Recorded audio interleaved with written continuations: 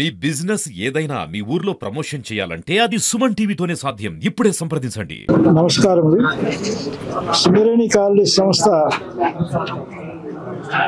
గత 136 సంవత్సరముల నుంచి ఎన్నో విజయాలను సాధిస్తూ అలాగే ప్రగతి పదంలో రాష్ట్ర పురోగతిలో తన వంతు పాత్ర పోషిస్తూ అందరికీ కూడా ఉద్యోగ ఉపాధి అవకాశాలను కలగజేస్తూ అలాగే దేశంలో అలాగే రాష్ట్రంలో కూడా తన వంతు పాత్రను పోషిస్తూ అభివృద్ధి పదంలో దేశం ముందుకు నడవడానికి తన పాత్రను పోషిస్తుంది.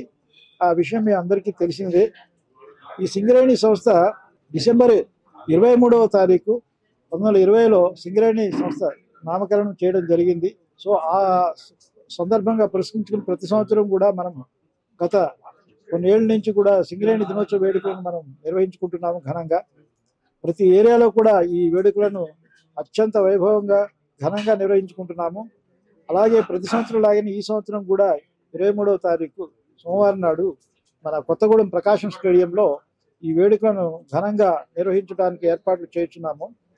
ఈ కార్యక్రమానికి మన సింగరేణి సంస్థ అధిపతి చైర్మన్ అండ్ మేనేజింగ్ డైరెక్టర్ అయినటువంటి శ్రీ ఎన్ బలరాం గారు ఐఆర్ఎస్ వారు ఈ వేడుకలకు ముఖ్య అతిథిగా హాజరవబోతున్నారు. ఈ వేడుకలను ఉదయం మన సింగరేణి సంస్థ హెడ్ ఆఫీస్ అయినటువంటి కార్పొరేట్ ఆఫీస్ నుంచి అలాగే ప్రకాష్ స్టేడియం వరకు ఉదయం పూట సింగరేణి రన్నుని నిర్వహిస్తడం జరుగుతుంది.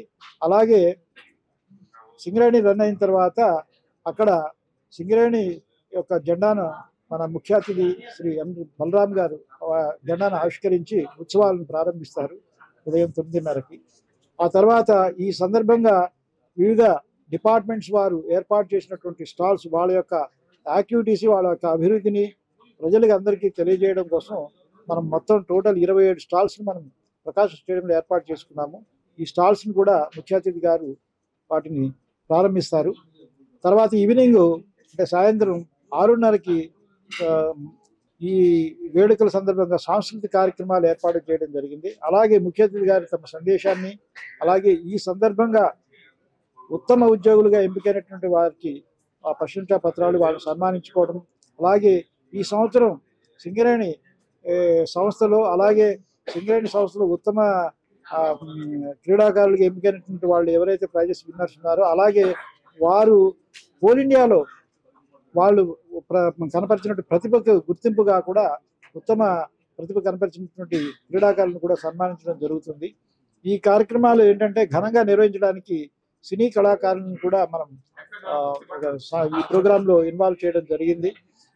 ఈ మొత్తం కూడా సాంస్కృతిక కార్యక్రమాలు ఉదయం అయితే ఏముండవు, కానీ సాయంత్రం పూట మాత్రం 6:30 నుంచి ప్రోగ్రాం స్టార్ట్ అవుతుంది. ఈ కార్యక్రమాలు 7:30 నుంచి మొదలయ్యి